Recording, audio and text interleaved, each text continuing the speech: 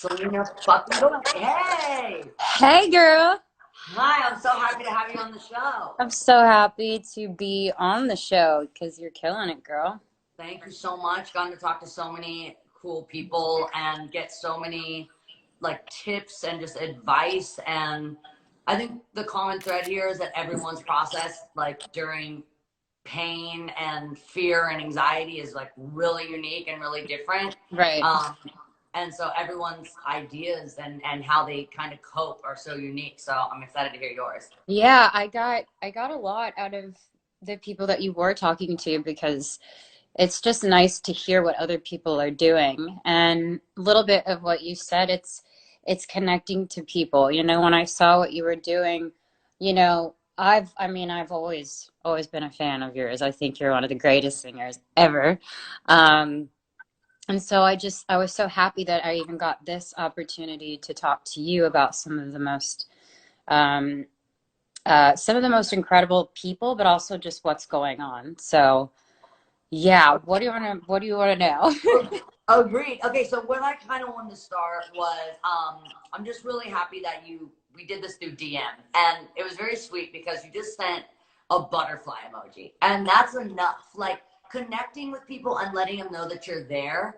A Yeah. butterfly emoji is totally enough. So, what advice would you give for someone that wants to reconnect with the person they haven't, been connected with in a while, and they feel like it's just a really good time to let people know that you care and people know that they're Yeah. appreciated.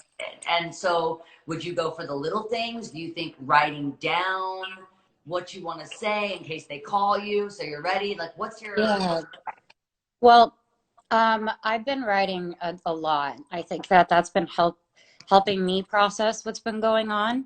Um, And I had gone to treatment a few times for anxiety and for depression and for other stuff that I'd been struggling with. And when I do meetings and stuff, a lot of it is connecting with people that maybe you haven't been the greatest to or that you may not have thought about. So I feel like there's been a lot of people I've gotten to do that with, not necessarily saying it was bad, but just saying, hey, I hope you're safe. Like, I hope you're doing okay.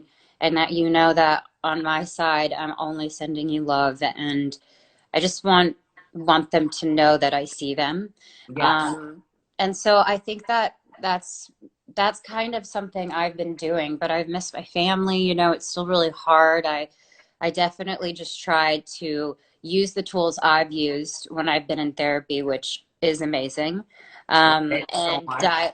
literally, dialectical behavior therapy. I'm not sure if you've heard of that, but that's one thing that helps big time.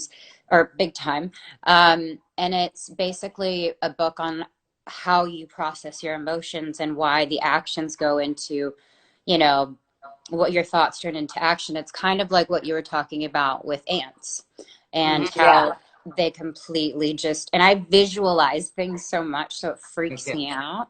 So I feel like there are moments where I just have to center myself and let the thoughts come in. Sometimes I'll write them down and then completely just like sit with what is it? What is the root of this? Why can't I get to the bottom of this? And it really helps me. And I was talking to Carrie about this, and I think probably, whether it's us on a set or whether it's people watching that are in school or workplaces, we're so used to being connected in some way. And when that is like just kind of, it was just so abrupt. It just, all of a sudden we were locked down. And there Yeah. wasn't much time to, usually there is a process, I feel like. And usually, by being gentle with ourselves, you start making those little habits to create big changes. Mhm. And this wasn't a time where we had any warning to start kind of baby stepping ourselves to disconnect, and Yeah. stop relying on people. Felt very like immediate. And so I think that's probably where some of my anxiety came in, was just that I didn't really have time for my preparation. And I'm someone that, from being, I just like to prepare. I like to Yeah, of be very course. prepared. And that's a sense of control and safety. And not having that can be really terrifying. Yeah. And I think that's kind of when I saw everything happening, I think I'm sorry. I think it's just really hard because I have grandparents, and um, seeing people not take it as seriously as they should is um, really hard for me, because I know there are people like the hospitals and everybody that are literally sacrificing their lives. And, you know, one of the donations that I've made are to hospitals, and one of them is to Cedars-Sinai, because that's the hospital where I found out I had lupus, where I found out, well, I needed my kidney transplant. So I'm giving like a portion of all certain things, like from my merch, because it doesn't seem important, but just to give to them.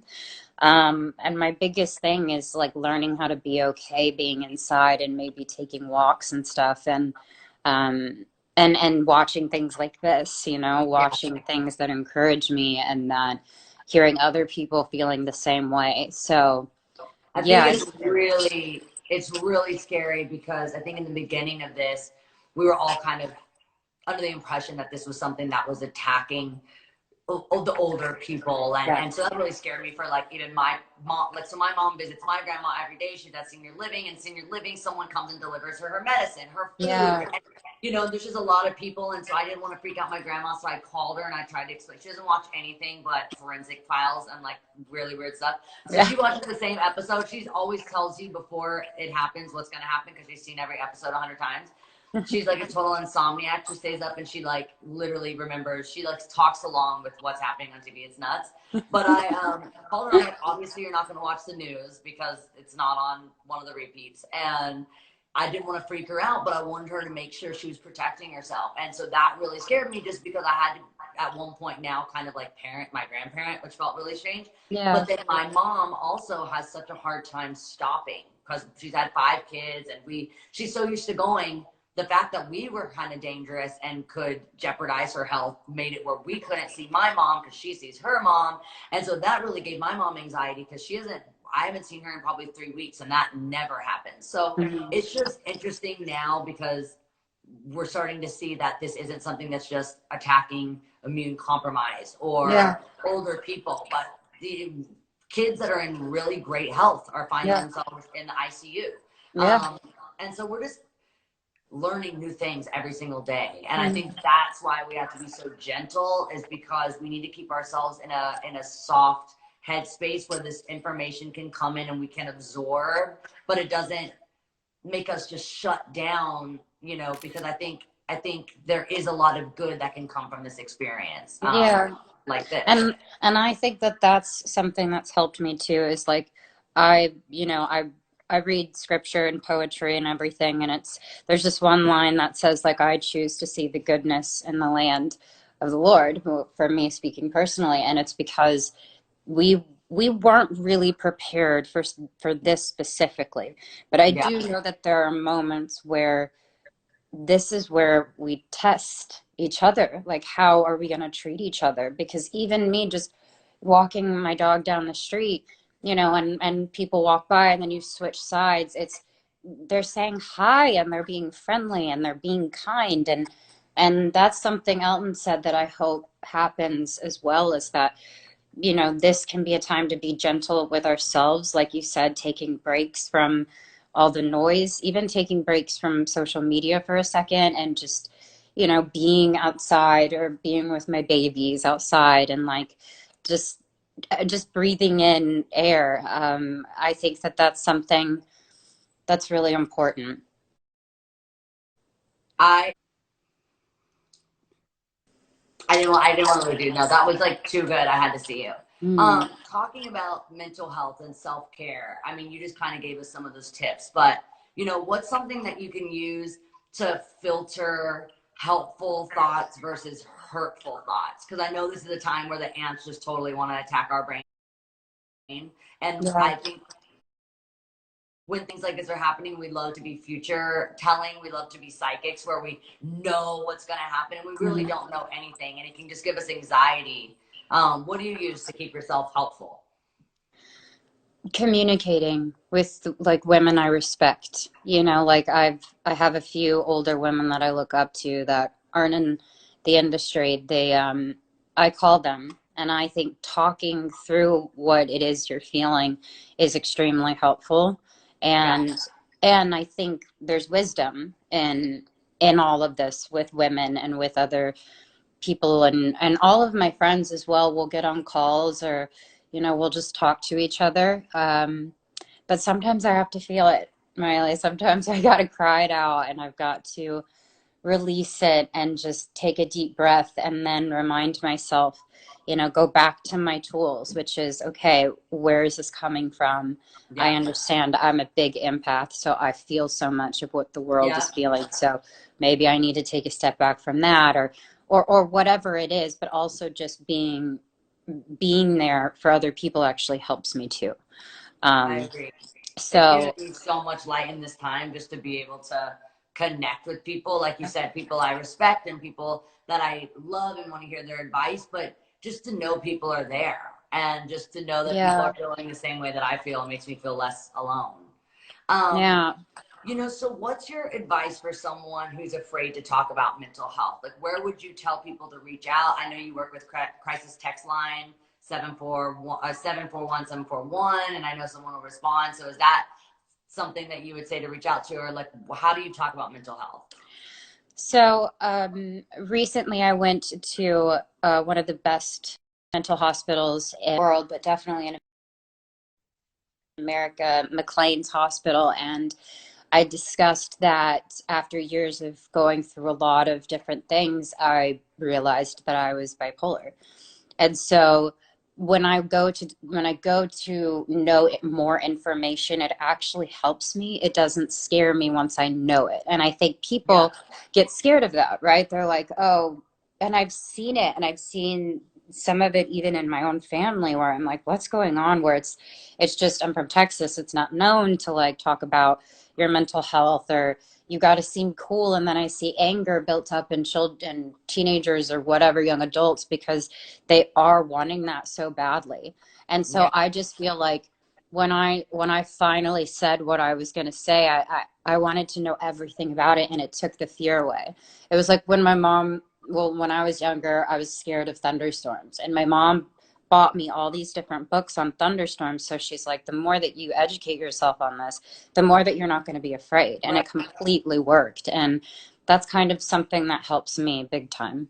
That's really good advice. I really like that about buying the books about the thunderstorms, because when you do understand something, you don't think, hey, this is just happening to me. Because when something's just happening to you, then you can't kind of find some sense of, maybe tools that you can Right. use, and it'll give you a sense of like, there's things that I can do, like therapy, that can make me understand parts. I was actually talking about parts of my personality that if I let them control me, they can become negative. But if I learn how to kind of use them for good, like I have, OCD, like I'm pretty obsessive. At a time when I was younger, it used to really drive me, kind of made me feel like I was just too different. I didn't really understand it. And Mm. I used to like alphabetize things. Like I couldn't, like I would throw these total fits if I couldn't alphabetize things and all these different things. But now it's been able to help me to kind of learn about it and be able to use it for good and use it for doing things like this and staying Yeah. organized, but then also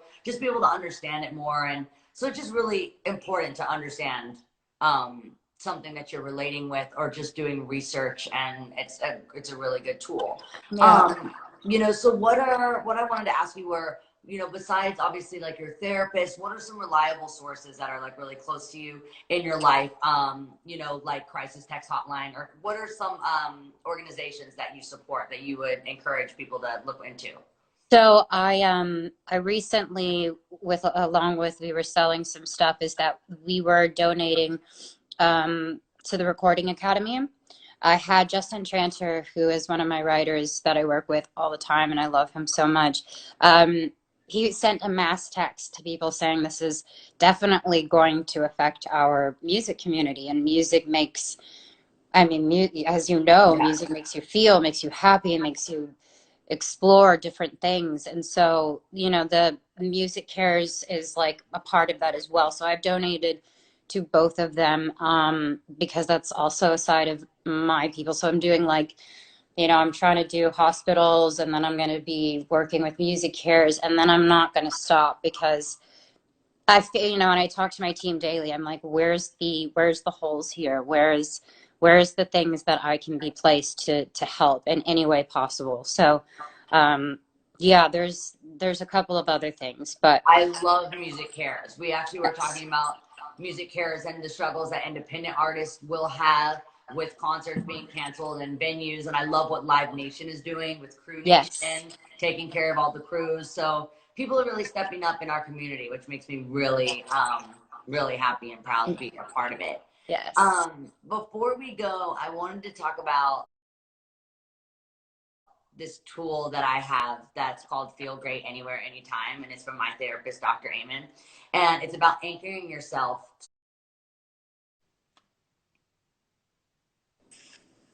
Okay. Okay. So this is the one thing I wanted to ask you. So it's about anchoring yourself. You know, anxiety can really make us kind of feel, you know, that floating feeling where you feel like you have Yes. no weight in your feet or your hands. And so you really have to like find the gravity and let it like just anchor you. So Dr. Amen has this trick, Feel Great Anywhere, Anytime, where you anchor yourself to a memory. So even if you're traveling and you have a suitcase, and I was saying that, you know, when I see, you know, like in my suitcase, if I had a yellow sweatshirt, it would remind me of bananas. And one time, me and my brother decided we didn't like the way that my parents were running the house. So we were going to live inside our dollhouse, my dollhouse that I had outside.